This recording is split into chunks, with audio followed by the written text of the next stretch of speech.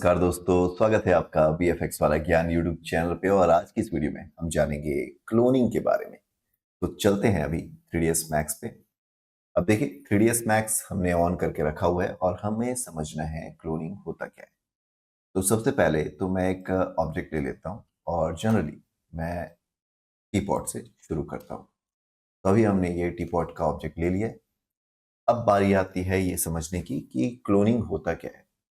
तो अगर आप एडिट मेन्यू पे जाएं तो यहाँ पे आपको क्लोन का ऑप्शन मिलता है। ये तो बात हो गई मेन्यू की।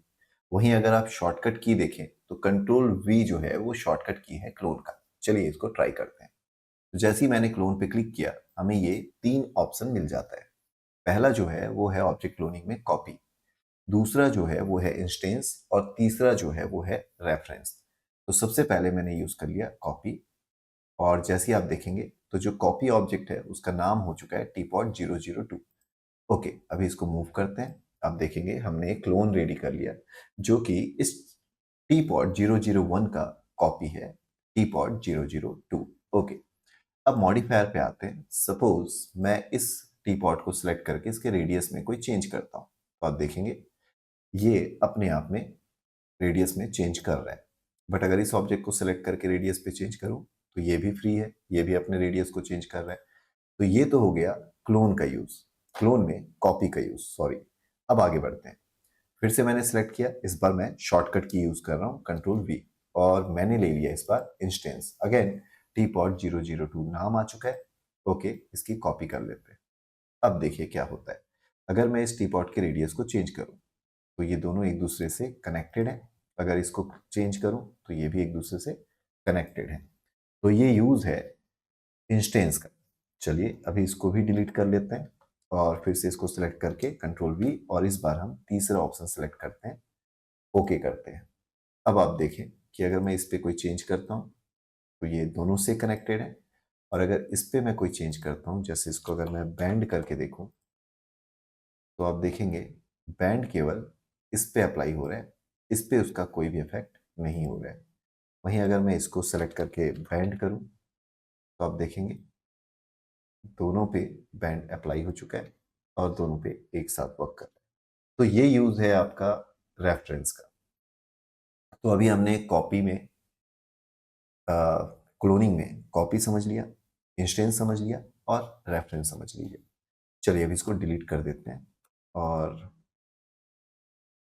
डिलीट करने के बाद इसका जो बैंड मॉडिफायर है इसको भी डिलीट कर देते हैं। अब हम चलते हैं कंट्रोल वी पे अगेन। तो आप देखेंगे तीनों ऑप्शन हम चेक कर चुके हैं। यहाँ पे कंट्रोलर के भी ऑप्शन है जो कि कॉपी इंस्टेंस है और अभी ये एक्टिवेटेड नहीं है। आगे देखेंगे ये कब काम आएगा। अभी इसको कैंसिल करते हैं। अब कॉपी करने का एक और तरीका ये है कि आप शिफ्ट के साथ ड्रैग कर दें। तो जैसे ही आप शिफ्ट के साथ ड्रैग करते हैं आपको क्लोनिंग का ऑप्शन मिल जाता है और आपको ये तीनों ऑप्शन समझ आ चुका है। जैसी जरूरत होगी आप वैसा ऑप्शन सेलेक्ट करके ओके कर दें। ठीक है, तो अभी हमने समझा शिफ्ट के साथ ड्रैग करके भी आप कॉपी रेडी कर सकते हैं। तो ये तो हो गया एक तरीका जो हमने समझा एडिट मेन्यू पे जाके क्लोन का यूज करके। चलिए अब आगे बढ़ते हैं और समझते हैं इसमें क्लोनिंग के और भी ऑप्शंस हैं उसके बारे में।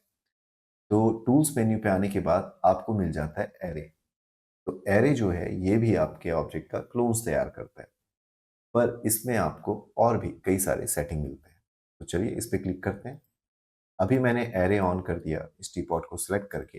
अब आप इसको ध्यान से देखें तो एरे का ये जो डायलॉग बॉक्स है यहाँ पे टॉप पे लिखा हुआ है एरे ट्रांसफॉर्मेशन वर्ल्ड कोऑर्डिनेट और यूज पावर पॉइंट सेंटर। यहाँ पे इंक्रीमेंटल है, यहाँ पे टोटल है। अगर मैं इस बटन को क्लिक कर दूं तो आप इधर की वैल्यू को यूज कर पाओगे, इस बटन को क्लिक कर दूं तो इधर के वैल्यू को यूज कर पाओगे। इसके अलावा यहाँ पे आपको टाइप ऑफ ऑब्जेक्ट है, कॉपी इंस्टेंस और रेफरेंस। यहाँ पे हमारे पास एरे डायमेंशन है जिसमें काउंट में 1D 2D और 3D है। इसके अलावा यहाँ पे लिखा हुआ है इंक्रीमेंटल रो ऑफसेट। यहाँ पे है total in array number 10, display as box, preview का बटन, रीओरिएंट और यूनिफॉर्म। इसके अलावा रिसेट ऑल पैरामीटर। ओके, तो भी मैंने रिसेट ऑल पैरामीटर कर दिया। फॉर एग्जांपल इस पे कोई चेंजेस करते हैं और रिसेट ऑल पैरामीटर करते ही आप देखेंगे बाय डिफॉल्ट ये सब 0 पे सेट हो चुका है। तो ये है आपका एरे का डायलॉग बॉक्स। चलिए अब इसका यूज करके कुछ बनाते हैं। तो अभी तो मैं इसको कैंसिल करता हूँ और हम बनाते हैं एक सिंपल सा स्टेयर। तो ये मैंने एक बॉक्स बना दिया। ओके, अब मुझे एक स्टेयर रेडी करना है जो कि एक्स एक्सिस में आगे बढ़ेगा और जेड एक्सिस में आगे बढ़ेगा। तो टूल्स पे चलते हैं, एरे पे चलते हैं, प्रीव्यू ऑन करते हैं और यहाँ पे आप देखिए एक्स एक्सिस पे हमें मूव करना है। तो ये जो सेक्शन है ये मूव का है, मूव का एक्स एक्सिस। प्रीव्यू ऑन रखना है आपको ताकि जब भी आप चेंजेस करें आप इसको देख पाएंगे। तो देखिए अभी हमने ये चेंजेस किया, हमारा जो बॉक्स है उसकी कॉपीज रेडी हो गई और वो एक्स एक्सिस में आगे बढ़ गई। नंबर ऑफ कॉपीज की बात करें तो यहाँ पे 10 है। चलिए अभी यहाँ पे मैं F4 कर देता हूँ ताकि आपको वायर फ्रेम में ऑब्जेक्ट दिखे। अब ऑल्ट के साथ अगर आप इस वैल्यू को चेंज करते हैं तो थोड़ा थोड़ा आप इस तरीके से वैल्यू को चेंज कर सकते हैं। ये तो हुआ एक्स एक्सिस पे। अब मुझे जेड एक्सिस पे ऊपर जाना है, तो ये हमने क्लिक कर दिया और अब आप देखेंगे कि आपका जो ऑब्जेक्ट है वो इस तरीके से जेड एक्सिस पे मूव हो चुका है। एट द एंड जो रिजल्ट आया है अपने पास वो आया है कुछ इस तरीके का स्टेयर। ओके, चलिए अब इस सिंगल बॉक्स को लेते हैं और इसकी एक कॉपी रेडी कर लेते हैं। ओके, अभी हमें अगेन स्टेयर बनाना है बट मैं चाहता हूँ इस बार वो स्पायरल स्टेयर रहे।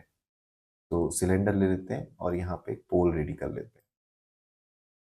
ओके, मैं चाहता हूँ कि ये जो बॉक्स है ये इसी पोल के चारों तरफ घूमे। तो इसके लिए सबसे पहले तो पावट पॉइंट को सेट करना पड़ेगा और हमें जाना पड़ेगा हायरार्की पैनल पे, अफेक्ट पावट ओनली, और इसको हमने इस तरीके से सेंटर मान के या टॉप व्यू पे आकर के आप इसको बिल्कुल सेंटर पे ऑब्जेक्ट के सेट कर दें।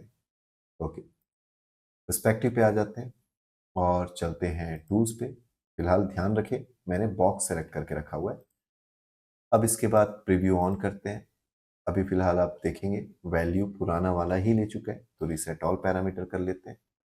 अब हमें आगे बढ़ना है सबसे पहले जेड एक्सिस पे। तो ये जेड एक्सिस पे मूव करते हैं और ये हो गया जेड एक्सिस पे मूव। ऑल्ट के साथ थोड़ी वैल्यूज को और चेंज करते हैं। इसके अलावा नंबर ऑफ कॉपीज बढ़ा देते हैं ताकि ये बिल्कुल इस पोल के ऊपर तक आ जाए। ओके, फिर इसके बाद बारी आती है इसको मुझे राउंड घुमाना है। तो आप देखेंगे जेड एक्सिस परपेंडिकुलर है, इसके चारों तरफ इसको अभी घुमाते हैं। ये अभी मैं प्लस वैल्यू पे घुमा रहा हूँ। तो हमें इस तरीके से स्पायरल स्टेयर मिल चुका है। ओके, तो ये यूज है आपके एरे का। चलिए इसका यूज करके एक और ऑब्जेक्ट बनाते हैं। तो सबसे पहले मैंने ले लिया सिलेंडर और सिलेंडर से मैंने कुछ इस तरीके से एक सिलेंडर तैयार कर लिया। पर्सपेक्टिव पे देखोगे तो ये ऐसा दिखाई दे रहा है। हाइट सेगमेंट को मैंने 1 कर दिया और साइड की जो सेगमेंट है इसको इंक्रीज कर दिया। इसके अलावा हाइट की वैल्यू थोड़ी और कम कर देते हैं। Okay done. Control we. Control we करने के बाद मैंने कर दिया कॉपी। मॉडिफायर पे चलते हैं, रेडियस की वैल्यू थोड़ी कम करते हैं इसकी इस तरीके से, और हाइट जो है उसको थोड़ा इंक्रीज करते हैं। कलर की बात करें तो कलर में मैंने ले लिया ब्लैक। ओके, तो अभी आप देखेंगे एक सिलेंडर के सेंटर पे ब्लैक डॉट की तरह दिखाई दे रहा है। अब क्या करते हैं, शिफ्ट के साथ इसी ब्लैक डॉट की एक कॉपी ले लेते हैं। ओके, तो ये बॉक्स, ये सिलेंडर यहाँ आ चुका है। अफेक्ट पावर ओनली पे चलते हैं, टॉप पे चलते हैं और इसको इस सेंटर पॉइंट पे सेट कर देते हैं। ओके, तो ये है हमारा सेंटर, ये हमने सेट कर दिया और अफेक्ट पावर ओनली ऑफ कर दिया। अब चलते हैं टूल्स पे, फिर चलते हैं एरे पे, रीसेट ऑल पैरामीटर करते हैं। तो अगर आपने घड़ी देखा होगा तो उसमें टोटल हमें नंबर ऑफ काउंट चाहिए रहेगा 12 और हमें जेड एक्सिस पे इसको रोटेट करना है। रिव्यू ऑन कर लेते हैं ताकि जब आप रोटेट करें तो आपको कुछ इस तरीके से रोटेशन दिखाई दे। ओके, अब हमें निकालना है एंगल।